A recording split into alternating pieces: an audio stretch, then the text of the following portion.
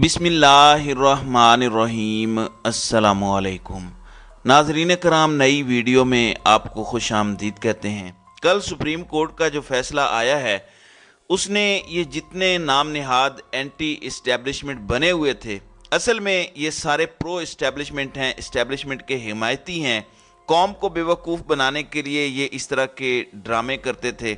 अब आप देखें कि इन्होंने एक नया नैरेटिव बनाना शुरू कर दिया है। चीखें हामिद मीर की और सलीम साफ़ी की आपको सुनवाने जा रहे हैं कि कितनी इस वक्त निकल रही हैं। लेकिन इससे पहले गरीदा फारूकी की ट्वीट भी सुन लें।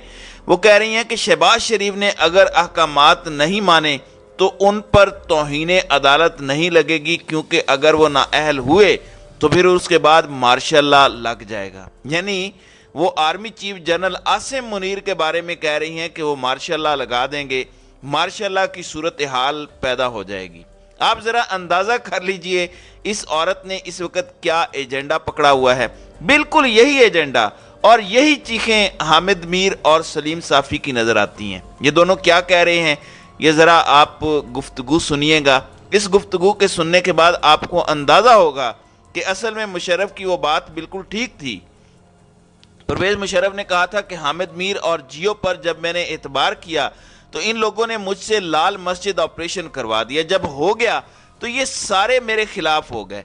अब असल में ये चाह रहे हैं कि मुल्क के अंदर मार्शल लॉ लग जाए और इस सूरत हाल में सारे का सारा निज़ाम दरहम बरहम हो जाए। इसीलिए सलीम साफ़ी, हामिद मीर और दीगर की चीखें मरीख तक किस तरह जा रही हैं, ये ज़रा पहले हामिद मीर की गुफ्तगू सुने और फिर सलीम साफ़ी की सुने, फिर आपको अंदाज़ा होगा कि जियो और इन सब का इस वक्त क्या हशर नशर हो रहा है। ये ज़रा गुफ्तगू मुलाहिज़ा करें। हामिद मीर साहब, शाहजेब बात कर रहे हैं और इस पर भी आपका कमेंट लेना बहुत जरूरी है, आपका तजिया कि जो अभी ये खबर सामने आई है कि सुप्रीम कोर्ट ने जस्टिस काजी फाइज ईसा के फैसले पर लार्जर बेंच तश्कील दे दिया है और 6 रुकनी बेंच की सरबराही जस्टिस एजाजुल एहसन करेंगे। आज ही इस केस की समाअत है और जिस तरह जस्टिस फाइज ईसा ने तमाम असखुद नोटिस पर कार्रवाई रोकने का फैसला दिया था। देखिए, ये जो फैसला है कि 2 बजे एक 6 रुकनी बेंच जो है वो काजी फाइज ईसा और अमीनुद्दीन साहब के फैसले पे हेयरिंग करेगा। मेरा ख्याल है इस फैसले ने जो थोड़ी देर पहले जो एक फैसला सामने आया है उसकी अहमियत को खत्म कर दिया है। मैंने ये नहीं कहा कि कम कर दिया, मैंने कहा खत्म कर दिया है। वो अहमियत इसलिए खत्म हो गई है कि ये ही लगता है कि यही अब 6 जजेस हैं जो कि चीफ जस्टिस उमर अता बंदयाल के साथ हैं, वरना वो इसको 7 मेंबर बेंच करते, 9 मेंबर बेंच करते। क्योंकि कुछ दिन पहले तो उन्होंने एक 9 मेंबर बेंच बनाया था जिसने कि इस इलेक्शन उल्तवा केस की समाअत शुरू की थी। वो 9 मेंबर बेंच कम होते होते 3 मेंबर बेंच तक सुकड़ गया।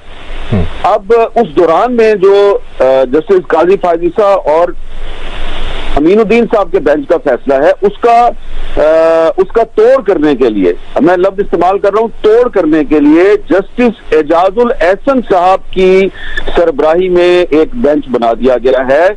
अब जस्टिस एजाजुल एहसन साहब वो जज साहिब हैं जिन पर के कल एतराजात किए गए और कहा गया कि जी वो इंतहाई मुतनाज़ा जज हैं। वो पहले 9 मेंबर बेंच से अलहदा हुए, फिर दोबारा इसमें शामिल कैसे हो गए, और फिर 6 मेंबर बेंच में जस्टिस मज़ाहिर अकबर नकवी को शामिल कर दिया गया है, जिनके बारे में रेफरेंसेस जो हैं वो सुप्रीम जुडिशल काउंसिल को भिजवा दिए गए हैं। तो इसका मतलब ये है कि चीफ जस्टिस उमर अता बंदयाल साहब जस्टिस कॉर्नेलियस के रास्ते पे नहीं चल रहे, वो जस्टिस मुनीर ही के रास्ते पे गामजन हैं, लेकिन उनके हामी ये तासुर दे रहे हैं कि वो जस्टिस कॉर्नेलियस के रास्ते पे चल रहे हैं। इसलिए कि जस्टिस कॉर्नेलियस अगर जिंदा होते तो वो कभी भी एक ऐसे मुतनाज़ा जज की सरबराही में बेंच ना बनाते कि जो खुद एक पहले बेंच से अलहदा हुआ और फिर उसमें वापस आ गया, और कभी उस बेंच में किसी ऐसे जज को शामिल ना करते कि जिस पर करप्शन का इल्जाम है और करप्शन के इल्जाम के तहत रेफरेंस सुप्रीम जुडिशल काउंसिल को भिजवाया गया है। तो मैं समझता हूं कि ये जो अब 2 बजे 6 रुकनी बेंच जब समाअत शुरू करेगा तो क्योंकि मेरे सामने एक पाकिस्तान की जुडिशल हिस्ट्री भी है, तो मुझे ये खदशा है کہ جس طرح 1997 میں اس وقت کے چیف جسٹس سجاد علی شاہ صاحب جو ہیں انہوں نے بھی اسی قسم کے فیصلے کیے اور وہ سپریم کورٹ کے ججوں کی اکثریت کا جو اعتماد ہے اس سے محروم ہو گئے تھے. اس کے باوجود انہوں نے ان کو ساتھ لے کے چلنے کی کوشش نہیں کی, ہٹ دھرمی پہ اتر آئے اور پھر ان جج صاحبان نے ان کے خلاف بینچ بنانے شروع کر دیے. تو آج ایسا لگ رہا ہے کہ عمر تا بندیال صاحب جو ہیں وہ اپنے جو ساتھی ججز ہیں جن کی لگتا یہ ہے کہ زیادہ اکثریت ہے ان کے خلاف ایک بینچ بنا دیا ہے. تو یہ بہت ہی ایک تشویشناک صورتحال ہے. میں سمجھتا ہوں کہ اب جو 14 مئی کو جو الیکشن کرانے کا جو حکم ہے وہ پیچھے چلا گیا ہے اور اب ایسا لگتا ہے کہ جسٹس عمر عطا بندیال صاحب, قاضی فائز عیسیٰ اور جسٹس امین الدین صاحب کی سرکوبی کے راستے پر نکل آئے ہیں. تو اگر ایک چیف جسٹس جو ہے وہ اپنے بردر ججز کی سرکوبی کے لیے انتہائی متنازع ججز پر مشتمل بینچ بنائے گا تو جو نتیجہ ہے وہ کوئی خوشگوار نہیں ہوگا, نتیجہ انتہائی تشویشناک اور افسوسناک ہوگا. اور افسوس اور تشویش کے سائے جو ہیں وہ مجھے سپریم کورٹ کے اوپر لہراتے ہوئے واضح طور پہ دکھائی دے رہے ہیں. صافی صاحب آپ سے پوچھ لیتے ہیں کیونکہ یہ بات تو پھر وہی ہوگی, ایک دفعہ پھر ایوان میں جا کے ڈسپلیجر بتائیں گے, اس پہ ڈسکشن ہو جائے گی, بٹ واٹ نیکسٹ ماننا پڑے گا, مطلب اس کے علاوہ تو اور کوئی آپشن نہیں ہے. دیکھیے اعتراض اور تنقید اس بینچ یا چیف جسٹس صاحب کے رویے پہ ہمارا شاید حکومت سے بھی زیادہ ہے, کیونکہ یہ ایک معاملہ نہیں ہے. ابھی آپ دیکھیں کہ خود 25 مئی سے متعلق سپریم کورٹ کے فیصلے کی توہین کی ہے, وہ فیصلہ پینڈنگ ہے, پینڈنگ نہیں بلکہ اس طرح لگتا ہے کہ اس کو سنا ہی نہیں جا رہا ہے.